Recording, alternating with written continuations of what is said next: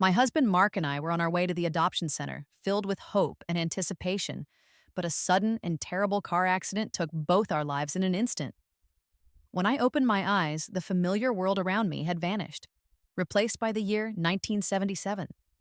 Mark was there too, and we were young again, before our love had even begun to blossom.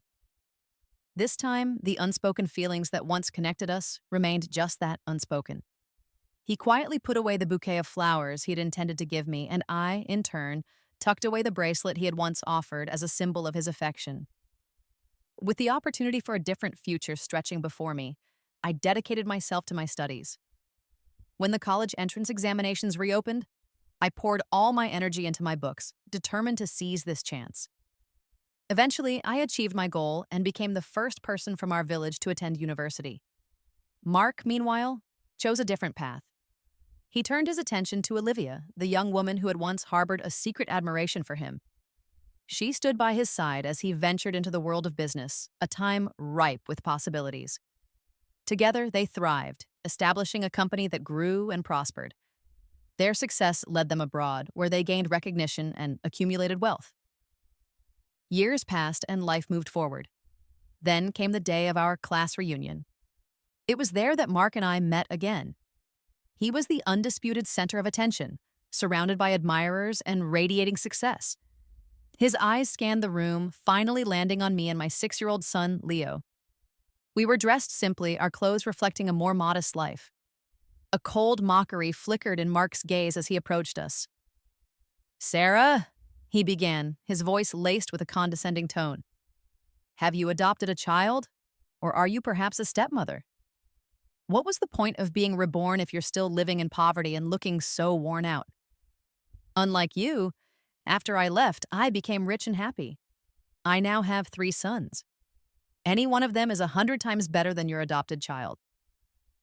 He gestured towards his own sons, a smug look on his face. I simply looked at his children and offered a faint smile. Only I knew the truth. In our past life, it wasn't me who couldn't have children. Later, at the class reunion, I found myself sitting quietly in a corner with Leo, who was contentedly munching on some food. I tried to keep a low profile, but unexpectedly, Mark, the star of the evening, and my husband from our previous life made his way towards us. "Sarah," he said, his voice carrying a hint of surprise. "Long time no see." I looked up, a plain and simple face meeting his gaze. Yet, despite my unassuming appearance, I noticed a flicker of disdain in his eyes. He glanced at Leo beside me and let out a cold scoff. "Sarah, how dare you adopt a child when you clearly don't have the financial means?" He emphasized the words, "no money," a pointed jab at my lack of ostentatious displays of wealth. Unlike him, I wasn't wearing an expensive watch or gold necklaces. The only jewelry I had on was my wedding ring, a simple band my husband had bought from a local state-run store. My clothes were comfortable but unremarkable, giving off an air of ordinariness. "It's none of your business," I replied softly, trying to avoid a confrontation. But Mark's mockery only grew louder. "Sarah, you should at least have made an effort to present yourself and your child better at our class reunion. With so many people here, you don't even know to tidy up. With a poor mother like you, doesn't your child feel embarrassed?" I couldn't understand the depth of his malice towards me, especially considering we were no longer the embittered couple from our past life. I tried to remain patient. "A child doesn't dislike their mother's appearance," I said calmly. "If he disliked me, then he wouldn't be my child." Seemingly frustrated by my lack of reaction, Mark's expression shifted to triumphant anger. "I never had the chance to be a mother before," he declared, "and now I can only be a stepmother to someone else. How does that feel? It must be very painful and difficult, right? Well, this is how your life will be." He continued, his voice dripping with self-satisfaction. "But I'm different. I will never suffer again for not being able to have a son. My wife has given me 3 sons. Each one is at the top of their class, and they have a bright future ahead. Aren't you envious?" I chose not to respond. After all, Leo was my biological child. Moreover, the person who couldn't have children in our past life wasn't me at all. "You left me, and are still doing so poorly," Mark smirked proudly. "Yet I left you, and now have 3 sons. Not only a son, but now I have status and wealth. My life is too good. Do you know about Hong Kong watches? Oh, right, I forgot. I heard you've been staying in the village. Probably can't even tell what a watch is, right? I'm kind-hearted. I can open your eyes. With that, he rolled up his sleeve, revealing the expensive watch on his wrist. I glanced at it. It was indeed a Hong Kong watch, the most popular style at the moment, worth at least the price of a motorcycle. I knew that I had a whole cabinet filled with such watches at home, considering them little more than children's toys. I looked at Mark again. He was beaming with pride, his face full of smiles, as if he had truly been reborn into a life of luxury. In our past life, we had left the village together to start a business during a time when even the smallest venture could lead to success. However, Mark had failed repeatedly in his entrepreneurial attempts, even using my money as capital, ultimately ending up deep in debt. We were unable to have children, which led to constant and bitter arguments. Unable to bear the pressure from our parents, he had cruelly compared me to a chicken, saying that even chickens laid eggs. He had wanted us to adopt a child from an orphanage, but our relationship had crumbled halfway through the process. Now, reborn, he had seemingly climbed to great heights, soaring into the sky, and it was only natural for him to want to show off his newfound success. I raised my eyebrows slightly and said calmly, "Congratulations, you have what you wished for." Seeing that my emotions remained stable, Mark's smile gradually stiffened, and he asked, a hint of unwillingness in his voice, "Now that you see me as a father and a successful person, don't you feel even a hint of resentment?" I frowned slightly and replied, "Resent what? You are you, and I am I. There's no need to compare, right?" We had both been reborn, and we had tacitly kept our distance from each other, no longer clinging to the grievances of our past lives.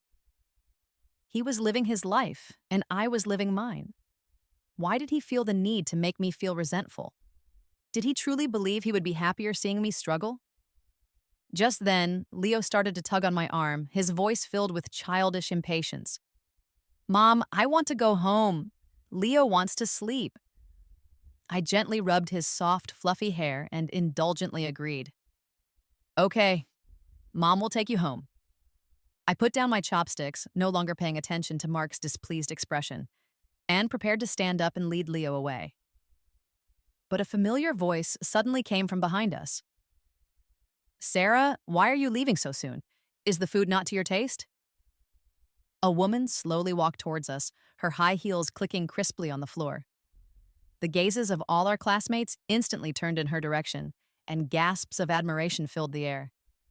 He must be really wealthy, wearing high heels. Only the women from Hong Kong wear those. Mark has really made it. Not only does he have a motorcycle, but also a car. He wears gold and silver, and so does his wife. Of course, his family is the richest in the village. They do business abroad. Who can compare to them? I stared at the beautiful woman's face, my footsteps coming to a halt. It was Olivia, Mark's current wife. 10 years ago, Mark and I had to walk more than 10 kilometers from the village to the county every day for school. Olivia, on the other hand, lived in the county. Her family was very wealthy, and later their business did even better, so they moved directly to the provincial capital to settle down. She had always liked the handsome and academically gifted Mark. In our past life, Mark had been advised by his best friends in private, who told him that I was just a poor girl from the village, while Olivia was a wealthy heiress. They had suggested that if he could have Olivia as his girlfriend, he wouldn't have to worry for the rest of his life. In my past life, when Mark rejected me, I had been overjoyed, naively believing it meant he truly loved me. But later, I learned that his rejection of Olivia was merely due to his pride. He couldn't stand the thought of others saying he was climbing too high or living off someone else's success. He had believed he could achieve great things on his own. Yet a country boy without connections or background couldn't even make a decent living in the provincial capital. During the 10 years of our marriage in my past life, he had resented me even in his dreams, blaming me for hindering his path and regretting that he hadn't chosen the wealthy and affectionate Olivia. So, after being reborn, he had immediately pursued a relationship with her. Olivia was wearing exquisite makeup, a figure-hugging dress, her hair styled in elegant curls, and her lips painted a vibrant red, making her look like a movie star. Her gaze swept up and down my simple floral dress and braided hair.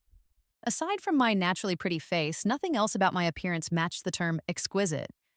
She smiled smugly and said, "Sarah, long time no see." I nodded slightly at her. "The child needs to sleep. We should go home. Excuse us." "Why are you in such a hurry to leave?" Olivia leaned down, smiling as she pinched Leo's cheek. "He's quite good looking. Little one, call me Auntie." Leo's face instantly turned red, a clear indication that Olivia was using too much force. A sudden tightness gripped my chest. I gently shook off her hand and shielded Leo behind me. "What are you doing?" Olivia, surprised by my reaction, laughed in anger. "Is he really that precious? Looking at your shabby appearance, it seems you didn't marry well. Do you think your son is a golden nugget that can't be touched?" I didn't want to waste words with her and took Leo's hand to leave. But the next second, Olivia's angry shout echoed through the room. "You bad child! How dare you spill the wine glass on my bag?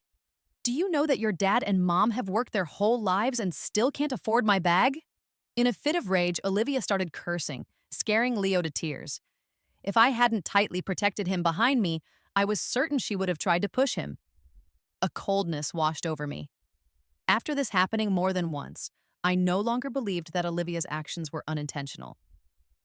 At that moment, Mark rushed over, forcefully pushing me aside and accusing me. "Sarah, I didn't expect that after all these years your temper is still so big. I know being a stepmother is difficult, but you can't just ignore everything, can you? How dare you argue with my wife? Do you have no shame? No sense of reason?" I scoffed. Leo was only a few years old. How could he possibly reach Olivia's wine glass? Besides, it was just a matter of dirtying a bag. It's no exaggeration to say that based on Olivia's style, I had much more high-end bags at home. If it was truly Leo's accident, I was more than willing to compensate. I was just about to speak when Leo bravely stepped in front of me, his small voice trembling but firm as he declared, "I'm sorry, Auntie, it's my fault. I apologize to you, but you can't bully my mom." I bent down and held him tightly, saying, "It's okay, Leo. Mommy will handle it." Mark glanced at Leo, then looked at me and smiled knowingly. "I think I've figured it out, Sarah. You live an ordinary life, dress ordinarily, and your home doesn't even have a basic bicycle, right? You wear styles from the mainland that are a few years old and they're not fashionable. Honestly, are you jealous that I didn't accept your confession back then and chose to be with my current wife instead? You see us living well, so you let your son cause trouble." A few words suddenly revealed the secrets of that year. 10 years ago, men and women could freely fall in love, but they were still shy and subtle. Our classmates weren't entirely aware of the details, but now, hearing Mark's words, everyone suddenly imagined a dramatic storyline. One of the chubby, short-haired women spoke up with a local accent. "I say, Sarah, even if you liked Mark, it's been so long. He already has 3 kids. Are you still so dark-hearted as to interfere with his family?" "Exactly," someone next to her echoed. "One shouldn't be like that, it's too cruel. If she's bad, that's one thing, but her son will also be led astray. What good can come from a mouse raised by a mouse?" Around me, accusations rose and fell, the things people were saying becoming increasingly absurd. My expression finally darkened. I could tolerate being scolded myself, but when it came to Leo, I absolutely could not accept it. I shielded my son and said sternly, "First, I am not familiar with this couple. I haven't seen anyone in 10 years. Who would be in the mood to be jealous? It's utterly ridiculous to say so, especially Miss Bai. As a mother yourself, don't you feel ashamed to bully a child?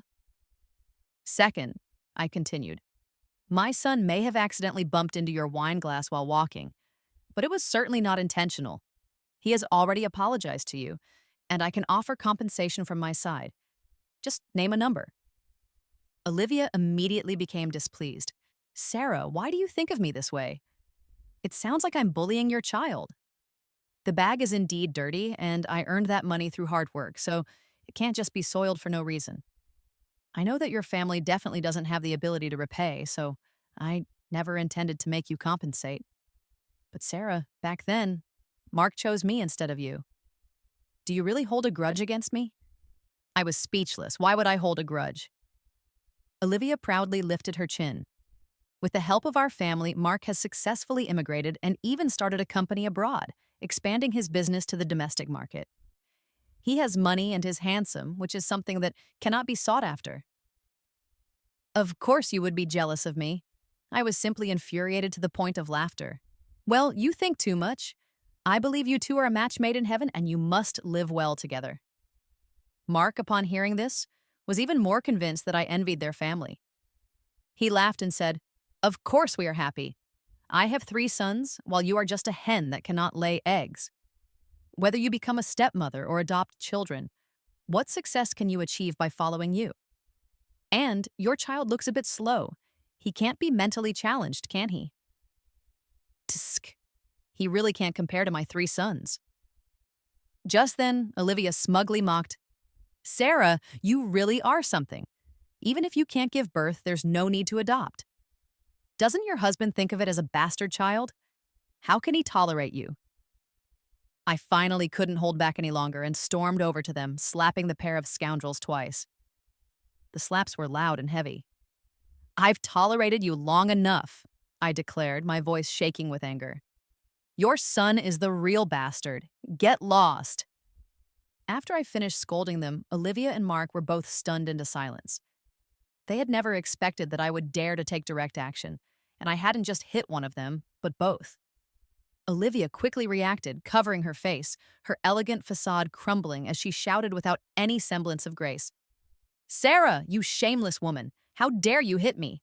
Are you tired of living?"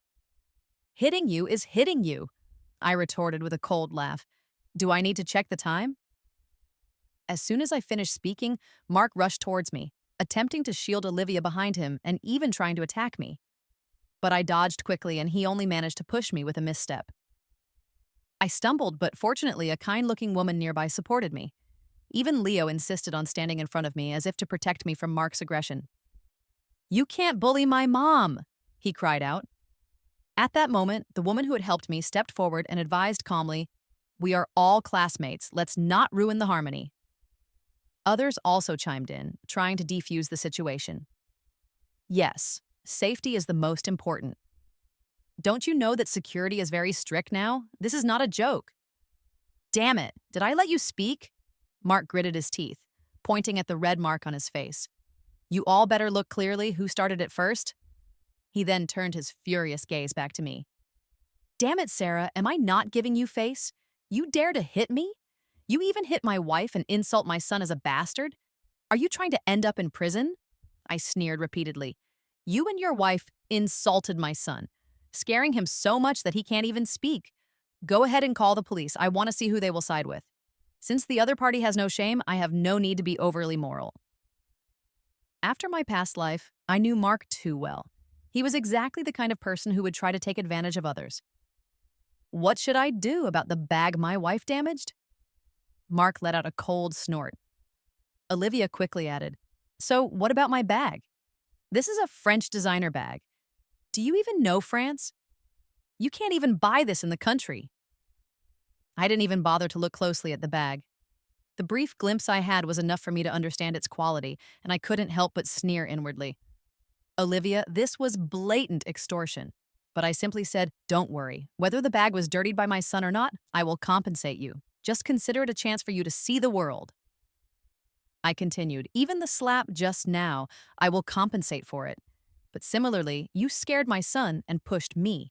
I will also pursue legal action for these actions. In this day and age, suing was still a relatively novel concept, and most people didn't have the awareness to consider it. So, after I finished speaking, Olivia laughed mockingly. You, a country bumpkin, actually know about suing? Is suing something a person like you can even do? If you don't have money to compensate, just say you don't have money, she continued, her voice dripping with sarcasm. Sarah, we are old classmates. Why do you still care about saving face, insisting on saying something like suing to scare us? She laughed heartily. Scare? I coldly smiled and impatiently said, Give me the payment account. Sarah, do you know why I can't stand you? Mark interjected, his voice filled with anger. It's because of your stubborn temper. This bag starts at 300,000. Can you even earn that much money in your lifetime? Don't even talk about earning it, Olivia chimed in. Have you ever even seen that kind of money? I had completely lost my patience.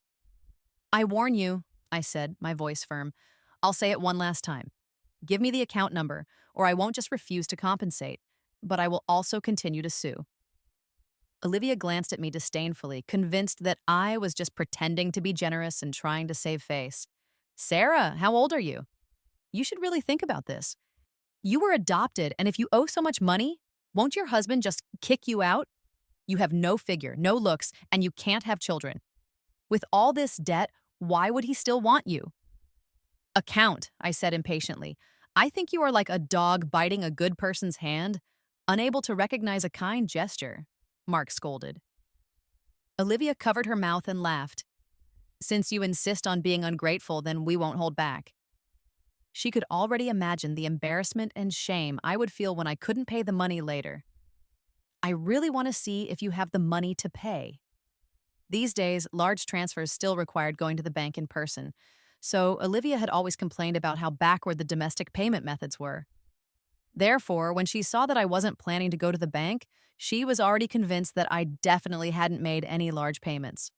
Not only her, but Mark and the others also thought I was just putting on a brave face. But what she didn't know was that once you had a large deposit in a certain bank, you didn't need to go in person. A simple phone call could solve everything. So, I made a call in front of everyone. When I took out my bag phone, everyone looked surprised. After all, in this day and age, having a bag phone was not a common sight, let alone a symbol of great wealth for most. But Olivia let out a disdainful snort. Maybe it's borrowed. Whether it's borrowed or not, a bag phone only costs over 10,000. Is that a lot? Mark couldn't help but take out his own and show off a bit. This successfully attracted everyone's attention. I didn't pay any mind, just focused on answering the phone. The person on the other end asked me to enter the password. This instead left me stunned. After all, after so many years of marriage, I hadn't really touched the money in this account. I had never personally paid for anything, so I had genuinely forgotten the password. As a result, I entered it incorrectly twice in a row. The sound from the bag phone was quite loud, and soon everyone heard the prompt for the incorrect password. It made Olivia cover her mouth and laugh. Oh, dear Sarah, you know we are classmates, and it's not like we don't know your rural background. If you don't have money, just say so. Can we really force you? Isn't it embarrassing to pretend to be rich? Mark also chimed in. I was completely speechless. The password is unnecessary. I don't remember it. Is this hard to understand? I retorted. The result was a burst of laughter from the entire room, especially from Olivia, whose gaze seemed to openly express disdain. Others were whispering among themselves, speculating about where I had gotten this bag phone. I thought you were really wealthy, but it turns out you're just pretending. Wealthy? That's 300,000. It was only a few years ago that there were 10,000 yuan households. I could never see that much money in my lifetime, let alone take it out. Yeah, just because you have a bag phone, does that really mean you can pull out 300,000? What a joke. All right, Sarah, have you had enough of the fuss? Olivia mocked. Do you even have any money? Has the money been transferred to our account? Should I have Mark stay at the bank to check the accounts? I was completely at a loss. How about this? I suggested. You wait here and I'll call someone to take it out and deliver the cash to you. I shrugged, forgetting the password wasn't my fault. Cash? Olivia let out a sneer. Do you really have that much money, still wanting cash? Don't make a fool of yourself. How about this? If you don't have to pay, I won't blame you for not being able to produce it. Olivia smirked slyly. You and your son kneel down and bow to me, and this matter will be considered settled. How is it? Olivia raised an eyebrow and asked. Mark also chuckled as he looked at me. Kneel down, this is all your own doing. The others also seemed to be enjoying the spectacle. If kneeling down can earn 300,000, I would kneel too. Just as everyone was laughing together, a sudden commotion erupted from the entrance hall. A familiar and dignified voice rang out. Who are you asking to kneel? James walked in slowly. The crowd naturally parted to make way for him.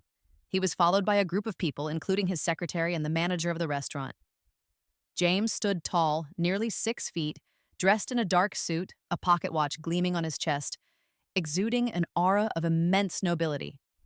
In this era, where many lived modest lives, his presence was enough to astonish everyone. A murmur rippled through the crowd, and even Olivia noticed him at once. "It's Mr. Fu. Ah, do you know him?" "Are you silly? I attended the National Business Charity event with my uncle 2 years ago, and Mr. Fu was sitting in the front row. Of course I've seen him." "National Business Association? Why would such a big shot come here?" Since we were in a private room, everyone naturally had doubts when such an important figure suddenly appeared. However, in the next moment, their eyes widened in disbelief. The incredibly distinguished James bypassed the entire crowd and walked straight towards me. How could he not notice my distress? He frowned slightly and asked, his voice filled with concern, "What's wrong?" Both Olivia and Mark assumed this question was directed at them. Moreover, knowing James's prominent position in the country, they naturally wanted to seize this opportunity to get close to him.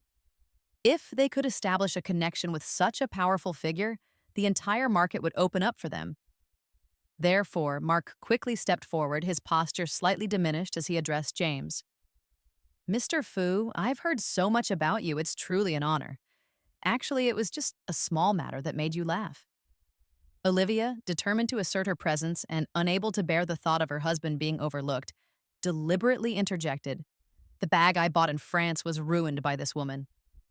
"I'm not an unreasonable person," she continued. "I was ready to let it go, but she insisted on compensation, slapped us twice, and even said she would sue us. Isn't that unreasonable? Since this shameless woman is being unreasonable, I have no need to show her mercy. If she kneels down, I can let her off the hook without making her pay $300,000. Such a good opportunity, and she is still hesitating." "Mr. Fu, what do you think of this?" Hearing this, James suddenly laughed and turned to ask me, "I didn't know you had a hobby of getting your hands dirty." His words carried an indescribable familiarity, not a reproach, but rather a mix of surprise and delight, as if, after so many years of life, he was finally seeing a new side of me. A discerning person could easily tell that something was amiss in the situation. Only Olivia seemed certain that someone like me could never have any connection with someone like James, so she continued to slander me. "Mr. Fu, you don't know. In poor mountains and bad waters, you find cunning people. A country girl like her has never seen 300,000 in her life, yet she is so stubborn that she won't even apologize. As such a cultured person, someone who has received an education abroad, I can't stand it any longer.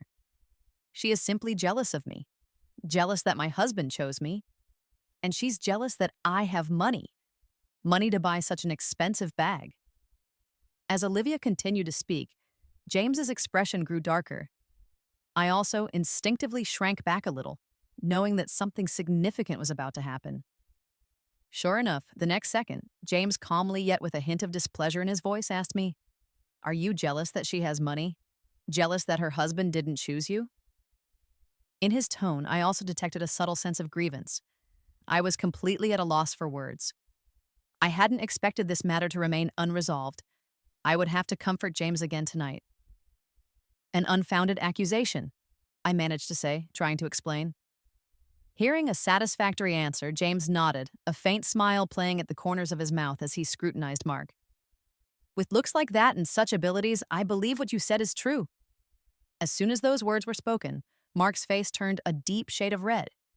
Olivia's too. No one had expected that James would actually speak up for me, this seemingly ordinary country girl. "And yet you have degraded Mark like this, Mr. Fu. On what basis do you say such things about my husband? Are you perhaps interested in this country bumpkin? What qualities does she even have? She's just from the countryside. She hasn't even been out of the country." Olivia's words implied that she was flaunting her experience studying abroad. But James wasn't swayed. "My grandfather was a soldier, and my great-grandfather was also an excellent soldier. So I love my country, and our citizens shouldn't feel inferior just because they haven't been abroad. However, there's one more thing. I think you might be mistaken. She may have been abroad after all. James was right. We had just returned from a vacation in Hawaii last year. I had even experienced a new type of aircraft. So I had indeed been abroad, but I simply didn't feel the need to explain it to them. After all, I had been deeply influenced by the Fu family and held great respect for the development of our homeland. Having been abroad shouldn't be something I flaunted. As long as James understood me, that was enough. After all, no one would have expected that the well-known Fu family in the country and James would get married so early and that his wife would be just an ordinary girl from the countryside. Originally, in this second chance at life, I had been filled with disappointment regarding marriage. After all, what Mark had done in our marriage in the last life had caused me a great deal of pain. Both the process and the ending had been too traumatic. Therefore, I had become disillusioned with men as well. But James had reignited my faith in love.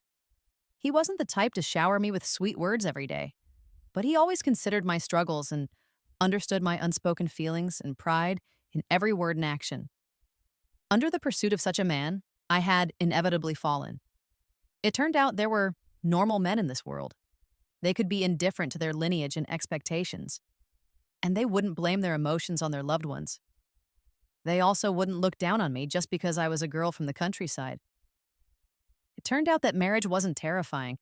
It was walking into marriage with the wrong person that was the most terrifying. So, I had given him a chance, and I had given myself a chance. This was the beginning of our life together. "So now it's you who has to pay," James suddenly asked me. I nodded. "You can send someone to collect it. I've forgotten the password and can't pay it off, which is quite embarrassing." James nodded after listening, without suggesting he could directly transfer the money over the phone and without refuting anything I said.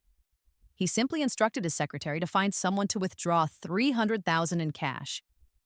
Seeing this, everyone was stunned, especially Olivia, who had originally wanted to mock me but was now left speechless. "Mr. Fu, regarding our matter, asking you to pay, how can I feel good about that?" Mark thought that James was trying to resolve this matter out of respect for him, but unexpectedly, James didn't even acknowledge his words. A hint of embarrassment suddenly appeared on Mark's face. Olivia bitterly mocked, saying, "Sarah really knows how to seduce people. Every man has to be charmed by you." "Mr. Fu, it's just that she's kinder at heart and doesn't want us to look bad. Do you really think it's because of you? Or do you want to shamelessly accept it?" Olivia was clearly upset. She couldn't understand why a simple country girl could attract someone like James's help. "Stop talking nonsense. The money has already been taken." James's voice, though not loud, was enough for everyone to hear and left no room for doubt. Olivia and Mark heard this sentence and naturally didn't dare to refute it, only able to feel secretly angry in their hearts. Before long, the secretary and bodyguard arrived carrying the money. Several bags of cash were placed directly on the ground. Olivia still had a look of disbelief. "Mr. Fu, just a country girl, do you really need to offer $300,000? You should know this price was what she was asking for, an exorbitant amount." As soon as the words fell, James's displeasure was evident in his eyes. "I warn you," he said, his voice cold.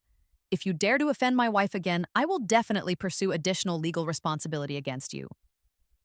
As soon as these words were spoken, the entire room was stunned. No one reacted to this statement.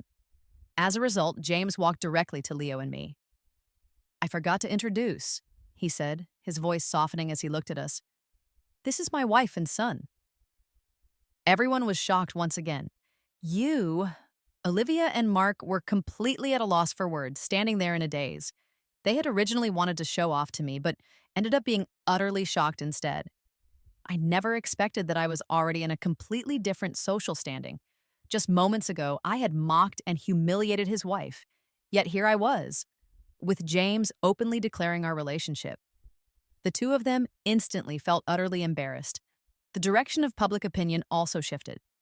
Everyone now thought my temper was remarkably good, and they all wanted to greet me and offer their congratulations. Unable to bear the disparity, Olivia's eyes instantly filled with tears. She looked at Mark, hoping he would offer some comfort, but Mark kept his gaze fixed on me, completely ignoring her distress. In the face of his gaze, I remained unfazed. Anger flickered in Mark's eyes. Yet, I found it very difficult to understand. Didn't he already have everything he wanted? I chose to ignore him, but James looked at me with a warning glint in his eyes. "Mr. Mark," James said, his voice polite but firm, "please be more respectful. Very rude." Mark could only bow slightly and offer an obsequious smile, then left with Olivia, who looked utterly dejected, though not before casting a deep, resentful glance in my direction. That single glance, however, would later lead to great suffering for me. That night, in bed, James questioned me repeatedly, a hint of jealousy in his voice. "He can't possibly still have feelings for you, right?" "No way." I replied firmly, "No way." Mark simply hadn't expected me to be doing so well. Even more unexpected for him was that my happiness came after leaving him. He probably thought I should live a miserable life, suffering for a lifetime. But reality was exactly the opposite. The next morning, on my way to take Leo to school, I unexpectedly ran into Mark. It turned out he had moved back to our home country with his family, and his 3 children were also attending school in the area. Mark looked at me and said, "Let's chat for a bit." I didn't refuse. Finding a quiet place to sit these days wasn't easy, so we went to sit on a bench in the nearby park. Mark started the conversation with a line that completely stunned me. "Sarah, I know you must not have forgotten me." "What do you want to say?" I asked, keeping my tone neutral. Mark continued as if he hadn't heard me, his voice drifting into a reminiscent tone. "In our last life, we endured all kinds of hardships. Just when life was finally starting to get better, I wanted a son." He paused, then continued, his voice tinged with bitterness. "Why couldn't you give birth? Do you know how many times I blamed you back then? I vowed that if I could start over, I would definitely have a different life." I nodded in agreement. I could understand his perspective because in our last life, both of us had suffered immensely. That kind of pain still sent shivers down my spine when I thought about it now. "We died too early in the last life," Mark murmured, a hint of regret in his voice. "If we could have adopted a child like we can now, it would have been so happy." I chuckled lightly. I never said that Leo was adopted. "What?" Mark was visibly startled, a look of disbelief washing over his face, which he quickly tried to suppress. "Impossible, you are lying, you are deceiving me. You can't possibly give birth to a child." I paused for a moment before speaking. "In my last life, I checked. It was you who couldn't have children, not me." "Impossible!"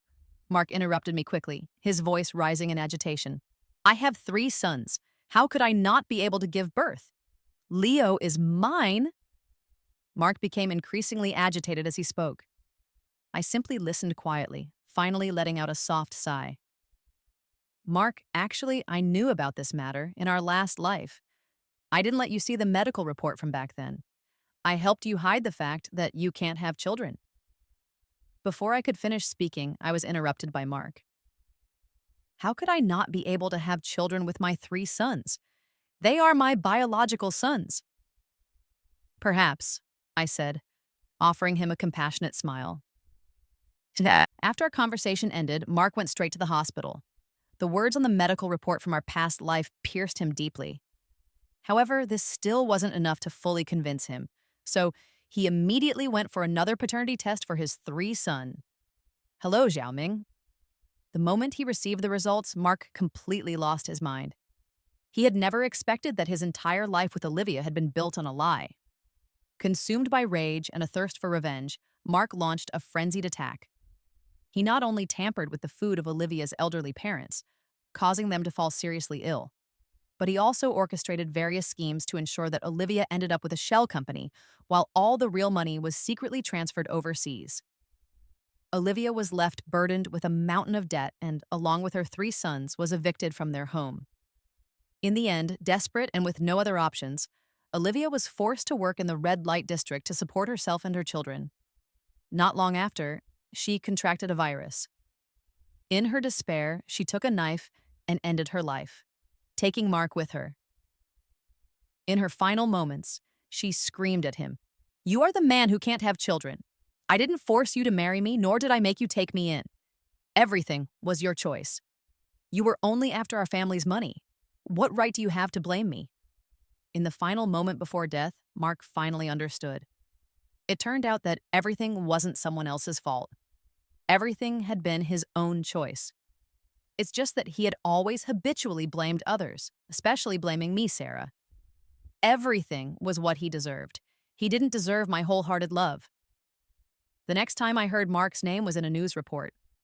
Olivia had chosen to perish with him, and before that, she had tragically pushed her own son down the stairs. Everything had completely returned to dust. When I heard this news, I still sighed softly.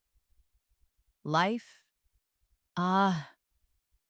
Just as I was filled with emotion, James came over and hugged me from behind. "Why are you suddenly in a bad mood?" he asked, his voice gentle and perceptive. But I simply shook my head. Looking at Leo playing happily in the garden, I knew I was very happy. And in the future, I would be even happier.